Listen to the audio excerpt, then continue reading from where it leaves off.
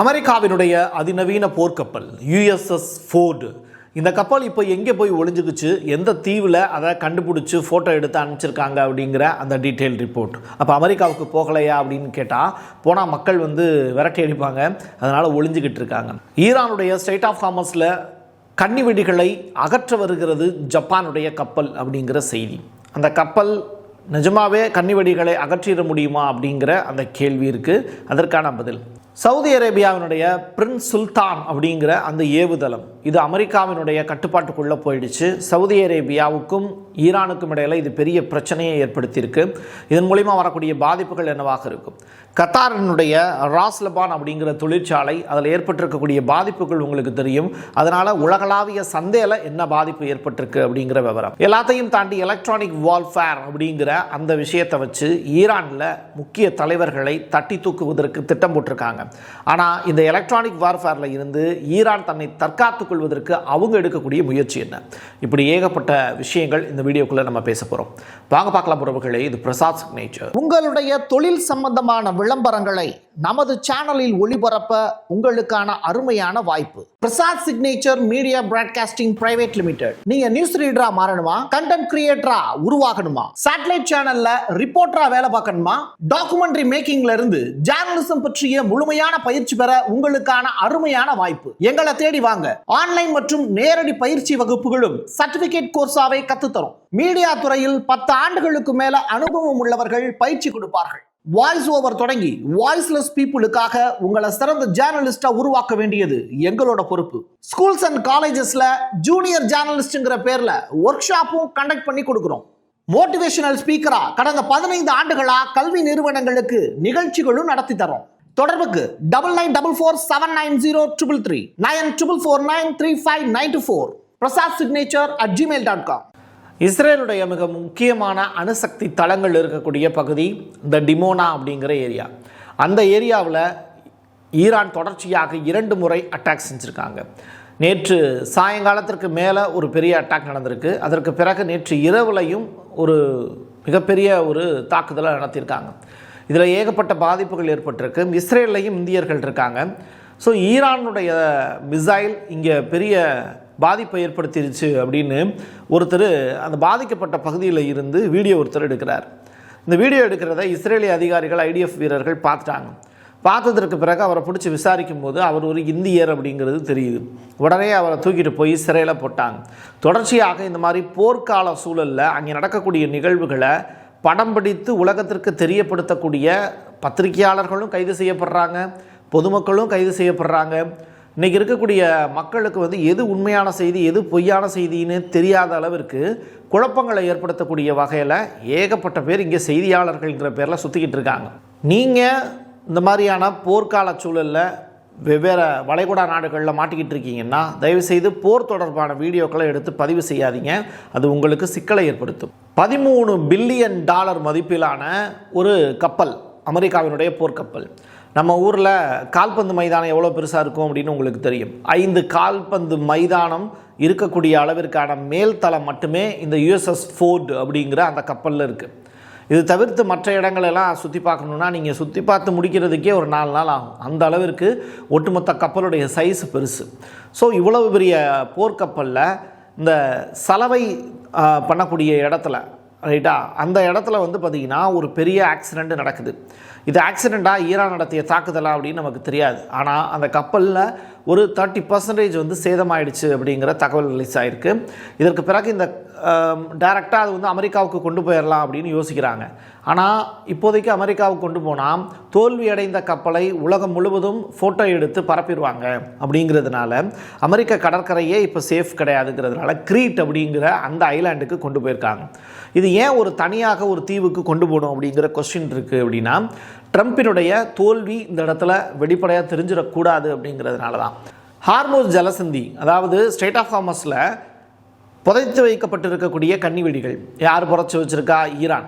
அப்போ ஈரான் புதைத்து வைத்திருக்கக்கூடிய, கடலுக்கு அடியில் புதைத்து வைத்திருக்கக்கூடிய கன்னி வெடிகளை அகற்றக்கூடிய வேலையை ஜப்பானை சேர்ந்த கப்பல் செய்ய போகுது அப்படின்னு சொல்கிறாங்க. சரி, இது என்ன மீட்பு பணியா? கன்னி வெடிகள் எல்லாம் மெதுவாக பார்த்து தோண்டி எடுக்கிறதுக்கு போர் நடந்துக்கிட்டு இருக்குது. அப்போது ஸ்ட்ரெய்ட் ஆஃப் ஹார்மஸ் பகுதியில் காசு கொடுக்காம ஜப்பானுடைய கப்பல் அந்த இடத்துல வந்துச்சுனாலோ இல்லை கன்னி வெடிகளை எடுக்கிறதுக்கு தான் வர்றாங்கன்னாலோ கண்டிப்பாக ஈரான் தார்மீக அடிப்படையில் அவங்க மீது போர் நடத்துறதுக்கு வாய்ப்பு இருக்குது. அப்போது இது முழுக்க முழுக்க ஜப்பான் மீது கை வைத்ததாக ஆகிவிடும்.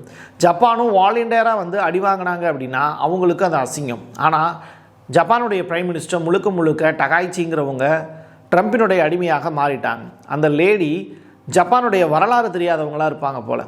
அமெரிக்காவிடமிருந்து தன்னுடைய மக்கள் எவ்வளவு சிரமப்பட்டாங்க 2ஆம் உலகப் போரில் அப்படிங்கிறத அந்த ஹிரோஷிமா நாகசாகி ஈவெண்ட்டுக்கு அப்புறம் கூட அவங்க மறந்துட்டாங்க. இப்படிப்பட்ட சூழ்நிலையில் ஜப்பானிய அடிமை கப்பல் இப்போது ஈரானை நோக்கி வருகிறது அடி வாங்குவதற்காக. இதை நான் சொல்லலைங்க, ஜப்பானுடைய வெளியுறவுத்துறை அமைச்சர் தோஷி மிட்சு மொட்டக்கி அப்படிங்கிற நபர் தான் சொல்லியிருக்கார். ஈரானுடைய செய்தி தொடர்பாளர் இன்னைக்கு வெளியிட்டிருக்கக்கூடிய செய்தியில் நெதன்யாகு ஈரான் கிட்ட சரணடையணும் அப்படிங்கிற விஷயம். நீங்கள் நெதன்யாகுவை கைது செய்யும் வரை, இஸ்ரேலிய அடிமைகள் எங்களிடம் சரணடையும் வரை தொடர்ச்சியாக இந்த போர் நடந்துக்கிட்டே இருக்கும். இது நிற்காமல் இந்த போர் நடக்கும் அப்படிங்கிற எச்சரிக்கை விடுத்திருக்காங்க. இது ரொம்ப ரொம்ப முக்கியத்துவம் வாய்ந்த ஒரு விஷயம். இதற்கு அமெரிக்கா சம்மதம் தெரிவிப்பாங்களா? அப்படி இஸ்ரேல் வந்து சரணடைஞ்சது அப்படின்னா ஜூஸ் உலகத்தில் இருப்பதே வேஸ்ட் அப்படிங்கிற மாதிரி ஆகிடும். அவங்க 1948 வாங்கிய சுதந்திரம், புதிய நாடு, ஆக்கிரமிப்பு நாடு, இது எல்லாமே அழிவுக்கு உட்படுத்தப்படும். ஸோ ஈரான் எடுத்து வைக்கக்கூடிய டார்கெட்டு ஒரு நாட்டையே இல்லாமல் செய்வதற்கான ஒரு பெரிய வாய்ப்பை உருவாக்க போகிறாங்க. பதிலுக்கு இஸ்ரேலும் சரி அமெரிக்காவும் சரி ஈரானை வளைத்து போட்டு ஒட்டுமொத்த நாடையும் கைப்பற்றுவது தான் அவங்களுடைய நோக்கம். இப்போ இந்த போரில் யார் ஜெயிக்க போகிறா அப்படிங்கிற பெரிய கொஸ்டின் மார்க். 2 பேருமே மிரட்டிக்கிட்டு இருக்காங்க. ட்ரம்ப் 48 மணி நேரம் கெடு விதித்து ஈரானை சரணடையணும் அப்படின்னு சொல்லியிருக்கார். அப்படி இல்லாட்டி அவர் என்ன செய்ய போகிறாரு அப்படிங்கிறத அடுத்து சொல்கிறேன். வர்ஜீனியா அப்படின்னு சொல்லிட்டு ஒரு கடற்கரை பகுதி, அந்த கடற்கரையை தாண்டி வந்து அமெரிக்காவினுடைய அணு ஆயுத கட்டளை மையம் ஒன்று இருக்குது. அதாவது போர்க்கால சூழலில் அவங்க பயன்படுத்தக்கூடிய மிக முக்கியமான அணு ஆயுத போர் கட்டளை மற்றும் கட்டுப்பாட்டு விமானம் தாங்கிய ஒரு இடம். அந்த இடத்துல இருந்து அந்த விமானம் வந்து ஒரு சமிக்கை ஒன்று கொடுக்குது. அந்த சமிக்கை வந்து ரஷ்யாவில் இப்போ டூம்ஸ்டே ரேடியோ கேள்விப்பட்டிருப்பீங்க, போர்க்கால சூழலில் டூம்ஸ்டே விமானங்கள் கேள்விப்பட்டிருப்பீங்க. அப்படி இங்கே வந்து பார்த்திங்கன்னா அணு ஆயுதங்கள் யூஸ் பண்ணுறதுக்கான வாய்ப்பை அமெரிக்கா உருவாக்குது அப்படிங்கிறது தொடர்பான சமிக்கைகள் கிடச்சிருக்குங்கிறாங்க. அப்போ ட்ரம்ப் விதித்த அந்த 48 மணி நேர கெடு, B2 பாம்பினுடைய வருகை, அது வந்துட்டு போன விதம், அதனால் ஏற்பட்டிருக்கக்கூடிய பாதிப்புகள்லாம் ரொம்ப சாதாரணமாக உலக தொலைக்காட்சிகளில் காட்டப்பட்டுச்சு. சரி, இப்போது அமெரிக்கா அணு ஆயுதங்களை எடுக்க போகுது அப்படின்னா அதன் மூலிமா வரக்கூடிய பாதிப்புக்கு ஈரான் வந்து கண்டிப்பாக இரையாகும். இதில் மாற்று கருத்து இல்லை. பட் இது நடக்குமா அப்படிங்கிற கேள்வி. அப்படி நடந்ததுன்னா அமெரிக்காவுக்கு அது எவ்வளவு பெரிய லாபமாக இருக்கும், ஈரானுக்கு எவ்வளோ பெரிய நட்டமாக இருக்கும். இதை சமாளிக்கக்கூடிய அளவிற்கு ஈரான் திறமையானவங்களா இருப்பாங்களா? அணு ஆயுதத்தை தடுத்து நிறுத்த முடியுமா அப்படிங்கிற கொஸ்டின் மார்க் இருக்குது. ஈரான் இப்போது சில அடையாளங்களை முன்னிலைப்படுத்தி போராட்டங்களில் ஈடுபடுறாங்க. ஸ்பெயினுடைய பிரைம் மினிஸ்டர் முழுக்க முழுக்க பாலஸ்தீனத்துக்கு ஆதரவாகவும் ஈரானுக்கு ஆதரவாகவும் தொடர்ச்சியாக பேசிக்கிட்டே இருக்கார். அவருடைய பெயர் தாங்கி ஒரு மிசைல் ஒன்று ஃபோட்டோ பிடிச்சி ஒட்டுறாங்க மிசைலில். அதை இஸ்ரேலுக்கு எதிராக ஏவுறாங்க. இதுதான் ஈரானுடைய ஸ்டைல். இறந்து போன தலைவர்களுடைய பெயர்களை மிசைலுக்கு அப்படியே பேராக வைப்பாங்க. புதுசாக ஒரு மிசைல் தயாரிக்கிறாங்கன்னா அப்படி ஏகப்பட்ட மிசைல், சுலைமானி மிசைல், கமினி மிசைல் அப்படின்னு ஏகப்பட்ட மிசைல்ஸ் வந்து இருக்குது ஈரானில். ஸோ தலைவர்களுடைய பெயர் தாங்கி இருக்கக்கூடிய மிசைல் வந்து எவ்வளோ பெரிய அட்டாக் நடத்தியிருக்கு அப்படிங்கிறத சாகசமாக வெளியிடுவாங்க. அந்த வரிசையில் ஸ்பெயினுடைய பிரைம் மினிஸ்டருக்கு நன்றி தெரிவித்து ஒரு மிசைல் வந்து இப்போ இஸ்ரேலை நோக்கி பறந்து போயிட்டுருக்கு. கல்ஃப் ஆயில் நிறுவனத்தினுடைய மூத்த எரிசக்தி ஆலோசகர், அவருடைய பேர் வந்து டாம் க்ளோஸா அப்படிங்கிறது தான். அவர் இப்போ சொல்லியிருக்கக்கூடிய விஷயம் அப்படிங்கிறது ஒட்டுமொத்த உலகத்தையும் திரும்பி பார்த்துருக்கு. LNG ஏற்றுமதி அப்படிங்கிறது ரொம்ப முக்கியமானது இல்லையா? அப்போது கத்தாரில் இருக்கக்கூடிய அந்த லாஸ் லெபான் அப்படிங்கிற அந்த தொழிற்சாலை, அங்கேருந்து தான் இந்த ரிஃபைனரி அப்படிங்கிறதெல்லாம் வந்து அவங்க தான் செஞ்சு அனுப்புவாங்க. ஸோ கச்சா எண்ணெய்க்கு அப்புறம் வந்து LNG, அதற்கு பிறகு வந்து பெட்ரோலு, டீசலு உள்ளிட்ட க்ரூட் ஆயில் உள்ளிட்ட எல்லாமே வரிசையாக அந்த ப்ராசஸ் எல்லாம் முடிஞ்சதற்கு பிறகு அவங்க தான் ஏற்றுமதி செய்யணும். இப்போது அது பெரிய அளவிலான டேமேஜ் ஆகிருக்கு. இதனால் வர்த்தகம் அப்படிங்கிறது ஒட்டுமொத்தமாக முடங்கி போயிடும். ஸோ இதுதான் இங்கே இருக்கக்கூடிய நிலைமைங்கிறாங்க. இன்னொரு புறம் சவுதி அரேபியாவினுடைய இந்த பிரின்ஸ் சுல்தான் அப்படின்னு சொல்லிட்டு ஒரு ஏவுதளம், அது முழுக்க முழுக்க அமெரிக்காவினுடைய கட்டுப்பாட்டுக்குள்ளே இருக்குது. அப்போது அமெரிக்கர்களை வெளியேற்றணும் அப்படின்னு நினைக்கக்கூடிய ஈரானுடைய அந்த போக்கு அப்படிங்கிறதுக்கு சவுதி அரேபியா சம்மதம் தெரிவிக்க மாட்டாங்க. ரெண்டாவது, தன்னுடைய வான்பரப்பையும் தன்னுடைய ஏவுதளத்தையும் பயன்படுத்திக்கோங்க அப்படிங்கிற அனௌன்ஸ்மெண்ட்டு கொடுத்துட்டாங்க. ஸோ சவுதி அரேபியா மீது ஃப்யூச்சரில் ஈரான் ஒரு பெரிய வார் நடத்துறதுக்கான வாய்ப்பு இருக்குங்கிறாங்க. அப்போ இந்த வார் வந்து இப்போவே முடியுமா அப்படின்னு கேட்டால் கண்டிப்பாக முடியாது. ஸோ கத்தாரும் முழுக்க முழுக்க அமெரிக்காவினுடைய அடிமையாக இருக்காங்க. அதே நேரத்தில் சவுதி அரேபியாவும் அடிமையாக இருக்காங்க. யுஏஇ முழுக்க முழுக்க தன்னுடைய தளத்தை வந்து கொடுத்துட்டாங்க. யார்கிட்ட? அமெரிக்கா கிட்ட. அப்போ இந்த மூன்றுமே ஈரானுடைய இலக்காக மாறி போய் நிற்கிது. சரியா? அப்போ சவுதி அரேபியாவினுடைய பிரின்ஸ் சுல்தான் ஏவுதளம், இன்னொரு பக்கம் வந்து கத்தாருடைய அந்த எல்என்ஜி லாஸ் லகான் அப்படிங்கிற அந்த இடம், இதே மாதிரி யுஏஇயில் இருக்கக்கூடிய ஒரு நகரம், இதன் மீது தான் ஈரானுடைய பார்வை இப்போதைக்கு இருக்குது. ஈராக்கில் இருந்து அமெரிக்கா வெளியேறணும் அப்படின்னு ஈரான் விடுத்த கோரிக்கை இப்போ கொஞ்சம் கொஞ்சமாக நிறைவேறிட்டு இருக்கு. கிட்டத்தட்ட 90% அமெரிக்கன்ஸ் வந்து வெளியேறிட்டாங்க அப்படிங்கிற தகவல். ஈராக்கினுடைய வான்வெளியும் அமெரிக்காவுக்கு பயன்படாமலே இருக்குது. இதனால் இந்த போரில் எப்படி வந்து பாக்தாத் ஒரு பீரியடில் வீழ்த்தப்பட்டுச்சோ 2003, அதற்கு பிறகு வந்து தொடர்ச்சியாக ஈரானோடு நடந்த போர், இதெல்லாம் கால்குலேட் பண்ணி பார்க்கும்போது ஒரு 8 ஆண்டு காலம் நடந்த போர் வந்து ஒரு முடிவுக்கு வந்தது. ஈரான் அதற்கு பிறகு வல்லரசாக மாறியது. சவுதி அரேபியாவா ஈரானா அப்படின்னு சொல்லிட்டு இப்போ ஒரு பெரிய போட்டி ஒன்று இருக்குது.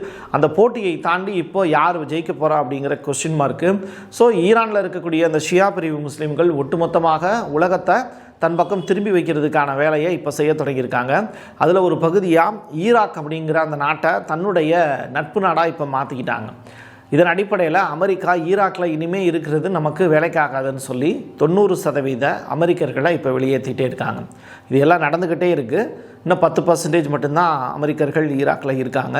கடைசி கட்ட அந்த சோப்பு சீப்பு, அதுக்கு பிறகு அவங்களுடைய உள்ளாடைகள் அதெல்லாம் எடுத்துக்கிட்டு அமெரிக்கர்கள் கூடிய சீக்கிரம் கிளம்பிடுவாங்கங்கிறத நம்பலாம். பழசுன்னு ஒதுக்கின விஷயங்கள் எல்லாமே இன்றைக்கி பேசு பொருளாக மாறி இருக்குது. ஒரே ஒரு விமானம், அந்த விமானத்துக்கு எதிராக இல்லை அந்த விமானத்தை வேண்டாம் அப்படின்னு சொல்லி ஒதுக்கி தள்ளிட்டு, இல்லை ரொம்ப பழசாயிடுச்சு அப்படின்னு சொல்லி ஒதுக்கி தள்ளிட்டு, அதுக்கு பதிலாக புதிதாக அமெரிக்கா ஒரு விமானத்தை ரெடி பண்ணாங்க. அதுதான் வந்து F-16, அதுக்கு பிறகு F-35 உள்ளிட்ட விமானங்கள். இதுக்கெல்லாம் அடிப்படையாக இருந்த ஒரு விமானம் இருக்குது. அதனுடைய பேர் தான் A-10 வார்ஹாக் அப்படிங்கிறது. இந்த வார்ஹாக் அப்படிங்கிறது தண்டர்போல்ட் 2 அப்படிங்கிற அந்த விமானத்தினுடைய தொடர்ச்சியாக உருவாக்கப்பட்டது. அதாவது சோவியத் டேங்கிகளை அழிப்பதற்காக உருவாக்கப்பட்டது தான் அந்த விமானங்கள். அதுக்கு ரெஸ்ட் கொடுத்துடலாம் அப்படின்னு சொல்லி முடிவுக்கு வராங்க.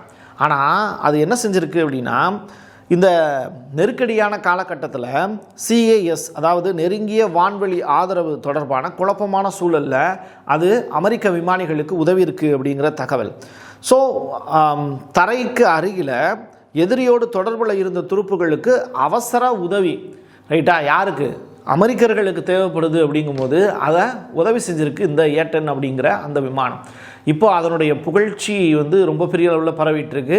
நம்ம வேண்டான்னு ஒதுக்கி வச்ச ஒரு விமானம் இன்றைக்கி நமக்காக ஹெல்ப் வந்திருக்கு அப்படிங்கிறதுனால அமெரிக்கர்கள் அது பற்றிய செய்தியை இப்போ பெருசாக பரப்பிக்கிட்டு இருக்காங்க. இது தொடர்பாக வந்திருக்கக்கூடிய செய்தி என்ன அப்படின்னா, 44 கன்னிவெடி பதிக்கக்கூடிய கப்பல்கள் இருக்குல்ல, அந்த கப்பல்கள் மீது இந்த விமானம் மூலிமா ஒரு பெரிய அட்டாக்கை வந்து நடத்த முடிஞ்சிருக்கு அப்படிங்கிற செய்தியை அமெரிக்காவினுடைய மிக முக்கியமான ஜெனரல், படைத்தளபதி ஜெனரல் டான் கெயின் அவர்கள் இப்போ ரிப்போர்ட்டாக ஃபைல் பண்ணியிருக்காரு.